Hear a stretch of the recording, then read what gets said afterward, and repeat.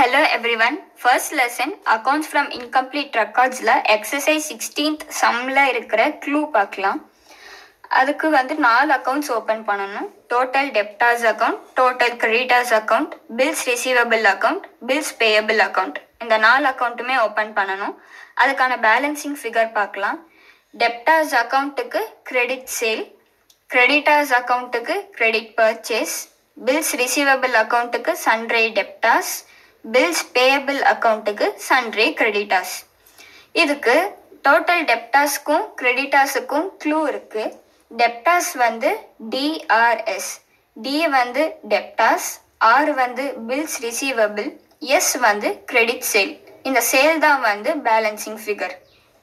Next வந்து total creditors account. அதுக்கு clue வந்து CPP, C வந்து கிரெடிட்டாஸ், P வந்து பர்ச்சேஸ் ரிட்டர்ன், P வந்து பர்ச்சேசஸ், அதாவது கிரெடிட் பர்ச்சேஸ். இதுதான் வந்து பேலன்சிங் ஃபிகர். இந்த சம்ல total debtors account, total creditors account, bills receivable account, bills payable account, இந்த எல்லா அக்கவுண்ட்டுமே ஓபன் பண்ணி வச்சுக்கோங்க ஃபர்ஸ்டே. இப்போ கொஸ்டினுக்கு வரலாம். Balances on 1st April 2018. எல்லாத்தோட ஓப்பனிங் பேலன்ஸும் இங்கே கொடுத்துருக்காங்க. So sundry debtors 2,40,000. அப்போ நான் ஓப்பனிங் பேலன்ஸ் என்ன சொன்னேன்? Debtors debit. அதுவும் வந்து டோட்டல் டெப்டாஸ் அக்கௌண்ட்ல எழுதிக்கோங்க. டெப்டாஸ் டெபிட் சைடில் டு பேலன்ஸ் பாட்டம் 2,40,000 எழுதிக்கோங்க. Next bills receivable 30,000. இதுவும் ஓப்பனிங் பேலன்ஸ் தான். பில்ஸ் ரிசீவபிள் அக்கௌண்ட்டு எழுதிக்கோங்க. பில்ஸ் ரிசீவபிள் அக்கௌண்ட் அப்படின்னா நமக்கு பில்ஸ் உள்ள வருது, உள்ள வந்தா அது டெபிட் தான் நம்மளுக்கு. ஸோ டெபிட் சைடில் டூ பேலன்ஸ் பாட்டம் 30,000 எழுதிக்கோங்க. நெக்ஸ்ட் வந்து சன்ரை கிரெடிட்டாஸ் 1,20,000. இதுவும் ஓப்பனிங் பேலன்ஸ் தான் கொடுத்துருக்காங்க. இதை வந்து டோட்டல் கிரெடிட்டாஸ் அக்கௌண்ட்ல நம்ம ஓப்பனிங்காக எழுத போகிறோம். ஸோ டோட்டல் கிரெடிட்டர்ஸ் அக்கௌண்ட் அது வந்து கிரெடிட் பேலன்ஸ். ஸோ கிரெடிட் சைடில் பேலன்ஸை கொண்டு வரோம். By balance bottom 1,20,000. இப்போ எல்லாத்துக்கான ஓப்பனிங் பேலன்ஸ் முடிஞ்சது. நெக்ஸ்ட் வந்து க்ளோசிங் பேலன்ஸ். இங்க பில்ஸ் பேயபிள்க்கும் ஓப்பனிங் பேலன்ஸ் கொடுத்துருக்காங்க 10,000. அதை பில்ஸ் பேயபிள் அக்கௌண்ட் ஓப்பனிங்ல எழுத போறோம். பில்ஸ் பேயபிள் அக்கௌண்ட் அப்படின்னா அது வந்து கிரெடிட். ஏன்னா நம்ம காசு வெளியே போகுது, ஸோ கிரெடிட். அதுக்கு பேலன்ஸ் கிரெடிட் சைடில் எழுதுறோம். By balance bottom 10,000. இந்த 10,000 இங்கே அப்படி எழுதிக்கிறோம். Balance on 31st March 2019. எல்லா இதுக்குமே க்ளோசிங் பேலன்ஸ் கொடுத்துருக்காங்க. இங்கே ஓப்பனிங் டேட் இருந்தால் அது ஓப்பனிங் பேலன்ஸ், க்ளோசிங் டேட் இருந்தால் closing balance. Sundry debtors 2,20,000. So அதை வந்து டோட்டல் டெப்டாஸ் அக்கௌண்ட்ல எழுத போகிறோம். By balance carry down 2,20,000. Sundry creditors 1,50,000. இதுவும் டோட்டல் கிரெடிட்டர்ஸ் அக்கௌண்டோட closing balance.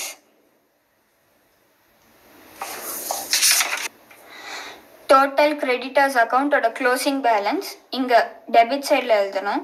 Two balance carry down 1,50,000. Next வந்து பில்ஸ் ரிசீவபிள் 8,000. இதுவும் க்ளோசிங் பேலன்ஸ். அதை வந்து பில்ஸ் ரிசீவபிள் அக்கௌண்ட் கிரெடிட் சைடில் பை பேலன்ஸ் கேரி டவுன் 8,000 போட்டுக்கோங்க. Next bills payable 20,000. இதுவும் க்ளோசிங் பேலன்ஸ் தான். அப்போ பில்ஸ் பேயபிள் அக்கௌண்ட்ல இது வந்து டெபிட் சைடில் வரும். To balance carry down 20,000. இப்போ ஒரு க்ளூ இங்க இருக்குங்க. க்ளோசிங் பேலன்ஸும் ஓப்பனிங் பேலன்ஸும் எந்த பக்கம் வருதுன்னு பார்க்கறதுக்கு. இப்போ பில்ஸ் பேயபிள் அக்கௌண்ட்ல ஓப்பனிங் பேலன்ஸ் இங்க 10,000 சொன்னோம்.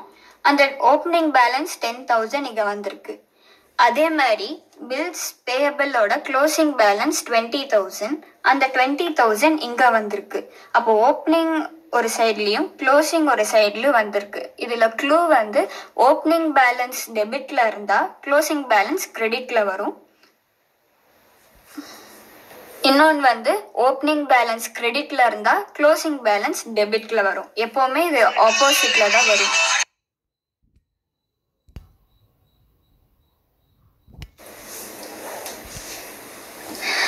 Other information cash received from debtors. அப்போது நமக்கு கேஷ் உள்ளே வருது, ஸோ அது debit. Cash account debit to debtors account. So இப்போ நம்ம டோட்டல் டெப்டார்ஸ் அக்கௌண்ட் தான் ஓப்பன் பண்ணியிருக்கோம். ஸோ டோட்டல் டெப்டார்ஸ் அக்கௌண்ட்டை மூடி வச்சுக்கிட்டிங்கன்னா by cash account. So by cash received credit சைடில் 6 lakh, இந்த 6 lakh அப்படியே போட்டுக்கோங்க. நெக்ஸ்ட் வந்து டிஸ்கவுண்ட் அலவுட் டு கஸ்டமர்ஸ். இதுக்கு ஜேர்னல் என்ட்ரி வந்து discount allowed account debit to debtors account.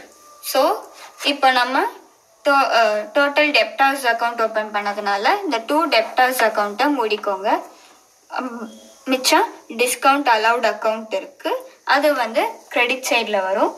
By discount allowed 25,000, இந்த 25,000 வரும். நெக்ஸ்ட் வந்து கேஷ் பெய்ட் டு கிரெடிட்டர்ஸ். வெளியே வந்து கேஷ் போகுது, ஸோ டு கேஷ் அக்கௌண்ட். மிச்சம் வந்து கிரெடிட்டர்ஸ் இருக்குது, அதுதான் டெபிட். ஸோ ஜேர்னல் என்ட்ரி வந்து creditors account debit to cash account. இதை வந்து நம்ம டோட்டல் கிரெடிட்டர்ஸ் அக்கௌண்ட்டில் போட போகிறோம். இப்போ நம்ம கிரெடிட்டர்ஸ் அக்கௌண்ட் ஓப்பன் பண்ணுறதுனால இது மூடிக்கோங்க. அப்போ டு கேஷ் அக்கௌண்ட் 3,20,000, இதை வந்து டோட்டல் கிரெடிட்டர்ஸ் அக்கௌண்ட்டில் போட போகிறோம். இப்போ டோட்டல் கிரெடிட்டர்ஸ் அக்கௌண்ட்டில் டெபிட் சைட் டு கேஷ் 3,20,000 போட்டுக்கோங்க.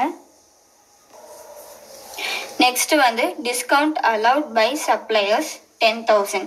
இதுக்கு ஜேர்னல் என்ட்ரி வந்து creditors account debit to discount received account. இதை நம்ம வந்து கிரெடிட்டர்ஸ் அக்கௌண்ட் டோட்டல் கிரெடிட்டர்ஸ் அக்கௌண்ட்டில் போட போகிறோம். இப்போ நம்ம டோட்டல் கிரெடிட்டர்ஸ் அக்கௌண்ட் ப்ரிப்பேர் பண்ணுறதுனால இந்த கிரெடிட்டர்ஸ் அக்கௌண்ட்டை மூடிக்கோங்க. மிச்சம் இருக்கிறது டு டிஸ்கவுண்ட் ரிசீவ்ட் அக்கௌண்ட், அதுதான் வந்து நம்ம போட போகிறோம். இங்கே பாருங்கள், டெபிட் சைடில் டு டிஸ்கவுண்ட் ரிசீவ்ட் 10,000 போட்டிருக்காங்க. நெக்ஸ்ட் வந்து பேமெண்ட்ஸ் அகெயின்ஸ்ட் பில் பேயபிள் 30,000 கொடுத்துருக்காங்க. இதில் வந்து ஜேர்னல் என்ட்ரி வந்து bills payable account debit to cash account. ஏன்னா பேமெண்ட் பண்ணும்போது கேஷ் வெளியே போகுது, ஸோ டு கேஷ். அப்போது இதை வந்து நம்ம பில்ஸ் பேயபிள் அக்கௌண்ட்டில் போட போகிறோம். ஸோ பில்ஸ் பேயபிள் அக்கௌண்ட்டை நம்ம க்ளோஸ் பண்ணிக்கிட்டோன்னா மிச்சம் இருக்கிறது to cash account. So bills payable account to cash 30,000 debit சைடில் வரும்.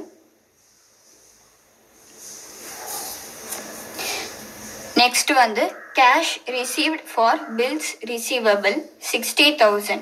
இதில் வந்து கேஷ் தான் நம்மளுக்கு உள்ளே வருது, ஸோ அதுதான் debit. So cash account debit. மிச்சம் வந்து நெக்ஸ்ட் வந்து cash received for bills receivable 60,000. இதில் வந்து நமக்கு கேஷ் உள்ளே வருது, ஸோ கேஷ் அக்கௌண்ட் தான் debit. Cash account debit to bills receivable account. இப்போ நம்ம பில்ஸ் ரிசீவபிள் அக்கௌண்ட்டில் இந்த என்ட்ரி போட போகிறோம். ஸோ பில்ஸ் ரிசீவபிள் அக்கௌண்ட்டை மூடிக்கிட்டிங்கன்னா பை கேஷ் அக்கௌண்ட் எழுதுவோம். ஸோ பில்ஸ் ரிசீவபிள் அக்கௌண்ட்டில் பை கேஷ் அக்கௌண்ட் 60,000 போட்டிருக்கோம். இந்த 60,000. நெக்ஸ்ட் வந்து பில்ஸ் ரிசீவபிள் டிஸ்ஆனர்ட் 4,000 கொடுத்துருக்காங்க. ஃபர்ஸ்ட் நம்ம வந்து பில்ஸ் ரிசீவபிளுக்கு ஜேர்னல் என்ட்ரி பார்க்கலாம். Bills receivable account debit to debtors account, அதுதான் ரிசீவபிள் வரைக்கும் இருக்கிற ஜேர்னல் என்ட்ரி. இப்போ இங்கே டிஸ்ஆனர்ட் கொடுத்ததுனால இதுக்கான ஆப்போசிட் என்ட்ரியை போட போகிறோம். அதாவது debtors account debit to bills receivable account. இந்த ஜேர்னல் என்ட்ரியை வச்சு தான் நம்ம பில்ஸ் ரிசீவபிள் அக்கௌண்ட் போட போகிறோம். ஸோ இதில் பில்ஸ் ரிசீவபிள் அக்கௌண்ட்டை மூடிக்கிட்டிங்கன்னா பை டெப்டார்ஸ் அக்கௌண்ட்டுன்னு வரும். ஸோ பை டெப்டார்ஸ் அக்கௌண்ட் 4000 இந்த அமௌண்ட் எழுதிக்கோங்க. இந்த என்ட்ரி வந்து 2 அக்கௌண்ட்ல போடணும். நம்ம வந்து இப்போ டோட்டல் டெப்டார்ஸ் அக்கௌண்ட்ல போடலாம். அப்போ டோட்டல் டெப்டார்ஸ் அக்கௌண்ட் போடும்போது இந்த டெப்டார்ஸ் அக்கௌண்ட்டை மூடிக்கோங்க. மிச்சம் வந்து 2 பில்ஸ் ரிசீவபிள் அக்கௌண்ட். ஸோ அதை வந்து 2 பில்ஸ் ரிசீவபிள் டிஸ்ஆனர்ட் அப்படின்னு சொல்லிட்டு அதே அமௌண்ட்டை போட்டுக்கோங்க 4000. நெக்ஸ்ட்டு வந்து பேட் டெப்ட்ஸ் 16000 கொடுத்துருக்காங்க. இந்த பேட் டெப்ட்ஸ் எப்போவுமே டெபிட் சைடில் தான் வரும். ஜேர்னல்லையும் டெபிட் சைடு தான் வரும், எப்போவுமே டெபிட் சைடில் தான் வரும். So bad debts account debit to debtors account. இதை வந்து நான் டோட்டல் டெப்டார்ஸ் அக்கௌண்ட்டில் என்ட்ரி போடணும். ஸோ 2 டெப்டார்ஸ் அக்கௌண்ட்டில் மூடிக்கிட்டிங்கன்னா பை பேட் டெப்ட்ஸ் அக்கௌண்ட்டுன்னு வரும். அதை வந்து நீங்கள் கிரெடிட் சைடில் எழுதிக்கோங்க. டோட்டல் டெப்டார்ஸ் அக்கௌண்ட்டில் பை பேட் டெப்ட்ஸ் இந்த 16000 அப்படியே போட்டுக்கோங்க. இப்போ எல்லா என்ட்ரிஸும் பாஸ் பண்ணியாச்சு. இப்போ எல்லா இதுக்கான பேலன்சிங் ஃபிகர் மட்டும் கண்டுபிடிச்சா போதும். நெக்ஸ்ட்டு இப்போ வந்து பில் ரிசீவபிள் அக்கௌண்ட்டுக்கு பேலன்சிங் ஃபிகர் கண்டுபிடிக்கலாம். நான் ஃபஸ்ட்டே சொல்லியிருந்தேன் பில்ஸ் ரிசீவபிள் அக்கௌண்ட்டுக்கு பேலன்சிங் ஃபிகர் வந்து டெப்டார்ஸ். ஸோ எந்த சைடு கம்மியாக இருக்கோ அந்த சைடில் நீங்கள் டெப்டார்ஸ் போட்டுக்கோங்க. 2 சைடு இப்போ நீங்கள் டோட்டல் பண்ணிங்கன்னா 72000 கிரெடிட் சைடில் வருது, டெபிட் சைடில் 30000 தான் வருது. ஆனாலும் நீங்கள் டோட்டல் வந்து ரெண்டுமே ஈக்குவலாக இருக்கணும்.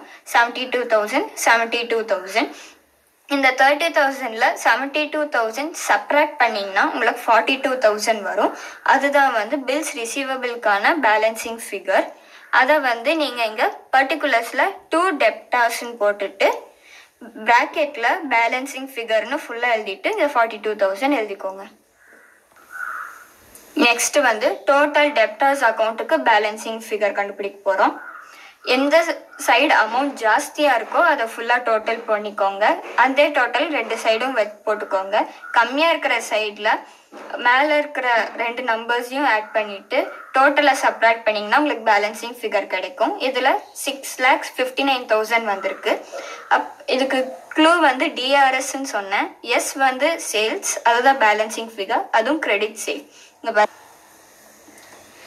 நெக்ஸ்ட் வந்து டோட்டல் டெப்டார்ஸ் அக்கௌண்ட். இந்த டோட்டல் டெப்டார்ஸ் அக்கௌண்ட்டில் பில்ஸ் ரிசீவபிளில் கண்டுபிடிச்ச 2 டெப்டார்ஸ் 42,000 ஆப்போசிட் சைடில் கிரெடிட் சைடில் எழுதிக்கோங்க.